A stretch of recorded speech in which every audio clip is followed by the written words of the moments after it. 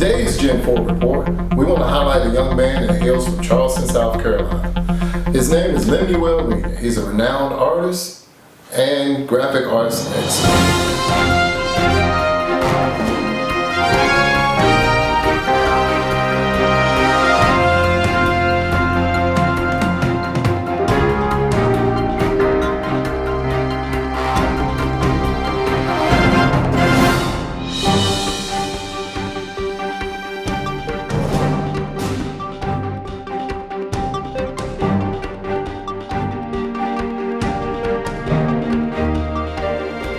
Tell me something, man. What inspires you? What motivates you? What makes that determination and that drive? What gives you that? Especially in the situation that we came through, being in four walls. Yeah. You know, you got a number two pencil, and a piece of paper. Yeah, that's it. You know, that's it. tell me about it.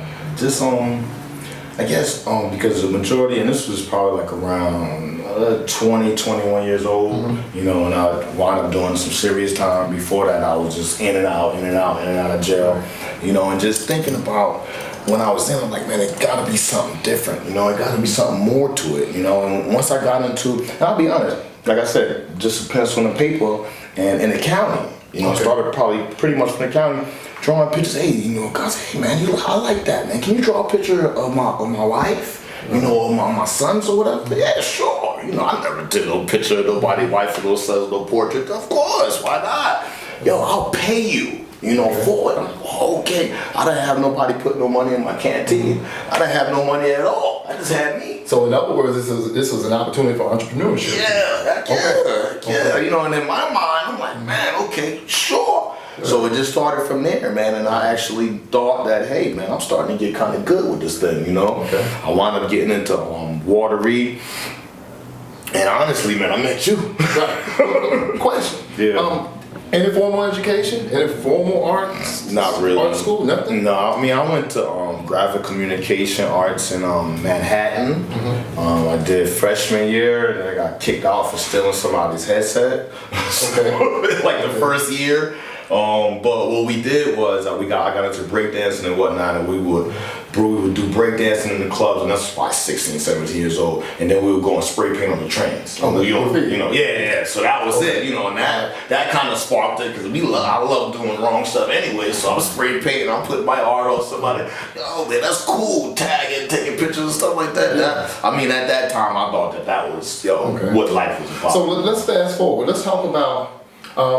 If you don't mind, incarceration. Yeah. You mentioned something about Watery Correctional, that institution. Yeah. So being there at Watery, what motivates a person who's incarcerated, who has every excuse and every reason not to want to move forward?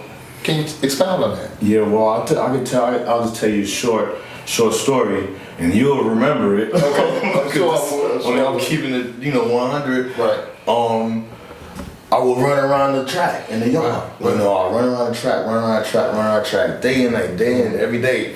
And I remember, man, it's like it was yesterday. Yeah. I had a little manila envelope, Right. in my hand. This was after doing some running and whatnot. And I know you seen me running consistently. Right. And you was like, yo, man, what's that? What you got in there? And I pulled it out of a couple of sheets of art, like some artwork.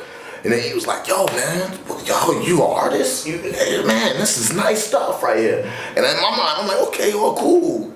Okay, well, what now? Okay, anyway, like, yo, and then you like, man, you ever think about doing some colors and stuff? I never even thought about putting my artwork in the colors. I never thought about doing nothing bigger. Yeah. I was just basically at that moment doing artwork just to get some canteen in my pocket.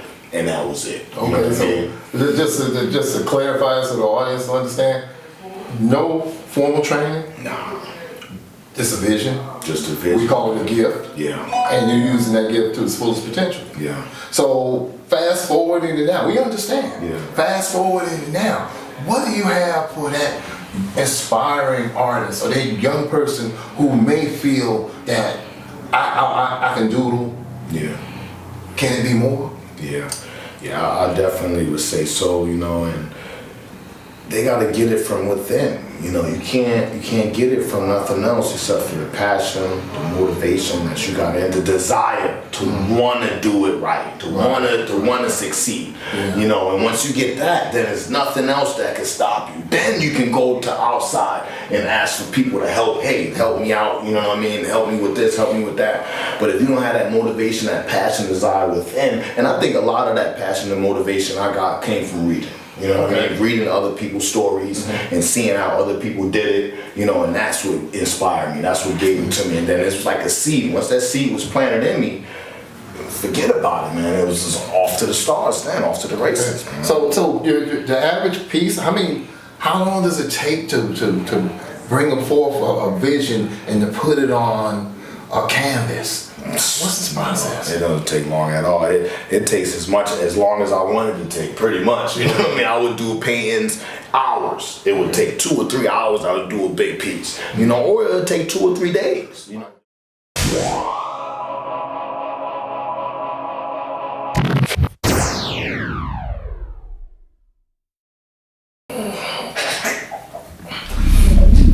You got that? We're a beast. Here in the Gen 4 Report, we're a beast at the Gen 4 Report. You gotta love it. Beast. I hope you're not taping this. I don't want anybody to see me looking like this.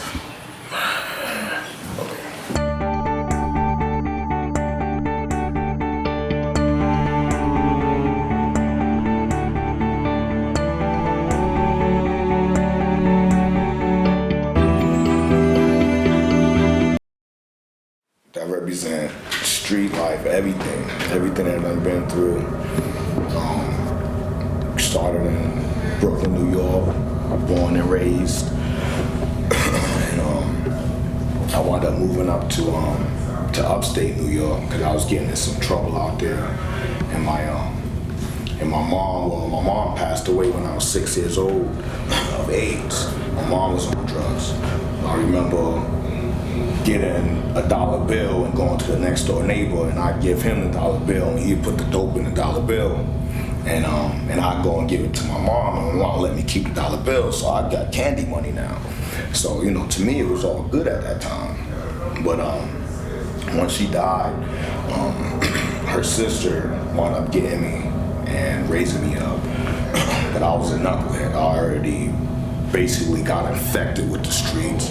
That's all I knew, that's all I seen. So her positive attitude and energy, she tried her best to do what she can do for me, but none of that really mattered, you know, to me. All I knew was the streets, so I wound up getting kicked out, and I moved upstate New York, and that's when I got into the gang life, you know, because I was like, you know, I needed brotherhood, so-called. I needed family. I needed somebody, because I felt that my mom, you know, my aunt, which I call my mom now, was like, you know, she just gave up on me. That's what I felt at that time. So I got brothers in the gang life, you know, and I felt that, you know, for me going out, putting in work and doing this and doing that, and them showing me, you know, brotherly love, so-called, was it.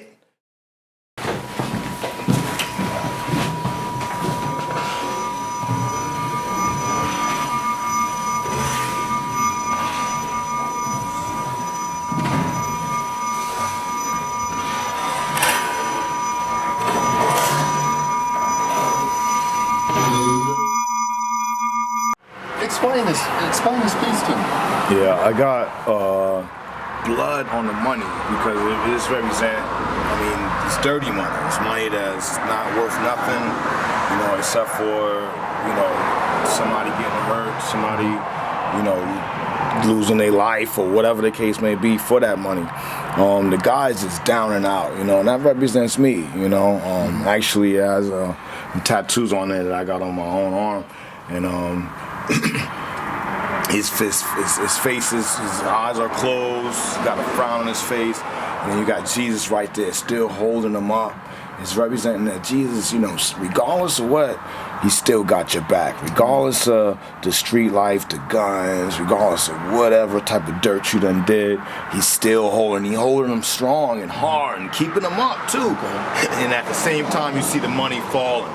you know. And if this was like a animation or something, then a chain would come off, you know, and then the pistol would come out of his belt, you know, and then he would open his eyes, you know, and realize that, hey, it's much more to it than this. This is reminiscence of footsteps in the sand.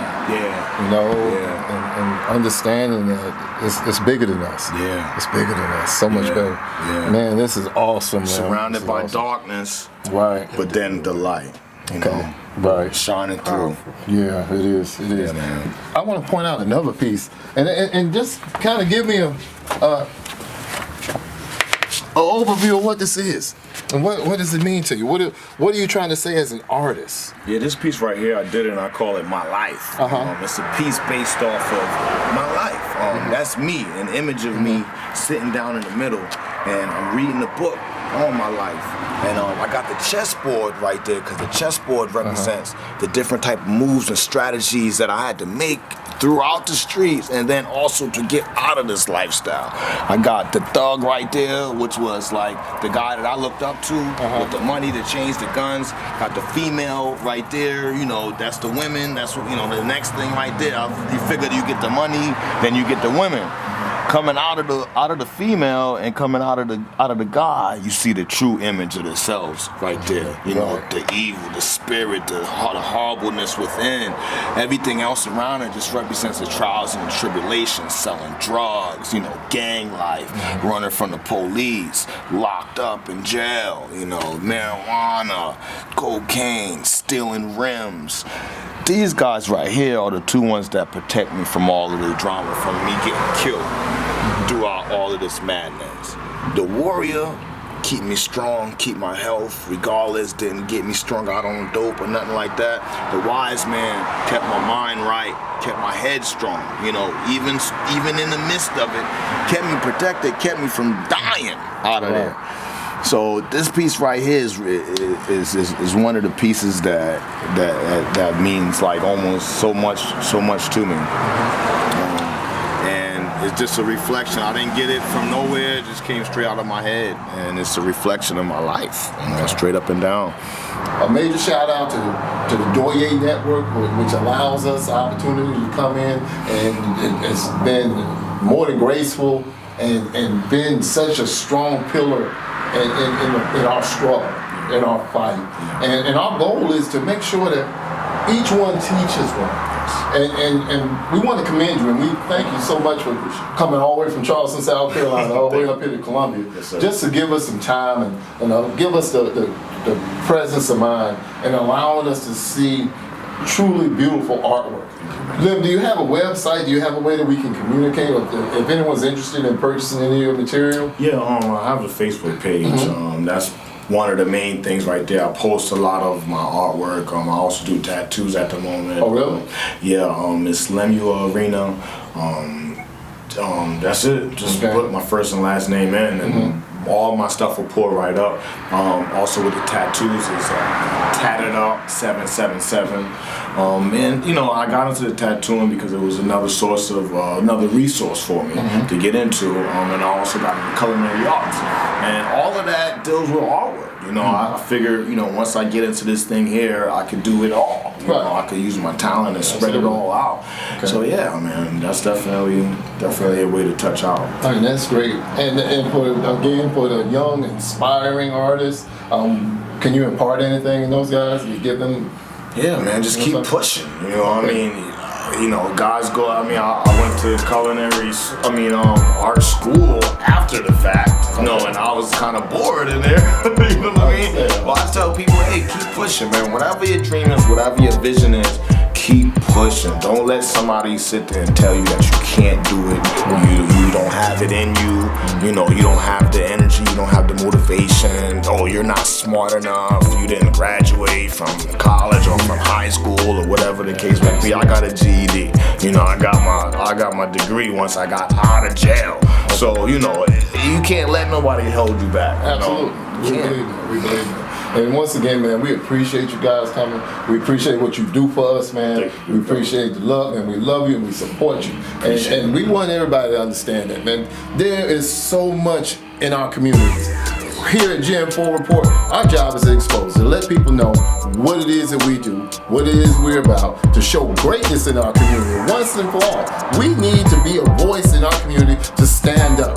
We need to be the people in our community to show these things. And that's what we do at the Gen 4 Report. We make sure that the community knows that there's people in the community that are doing some things that's positive. We're not worried about what the naysayers say. What we want to do is keep strength. We want to continue to love one another. We want to continue to push those up who are making strides in our community. Let's continue to do that. And we always, no matter what, we love ourselves and we love you. We want you guys to understand that in the Gen 4 Report, we do love you. And again, Lemuel Reina, he's on Facebook, Instagram too, and Instagram. You can see his works, commissioned works. His works are all individual. He also does graphic arts and culinary arts as well. And you guys look out for him, man. This is up and coming star in our community. And once again, we want to just thank you for coming out. We appreciate you guys. And we give a shout out to the Doye Network. It's always on time, always sponsors us, and continues to allow us to grow. Without you guys, Zeb folks and the Doye, we say peace and we love you.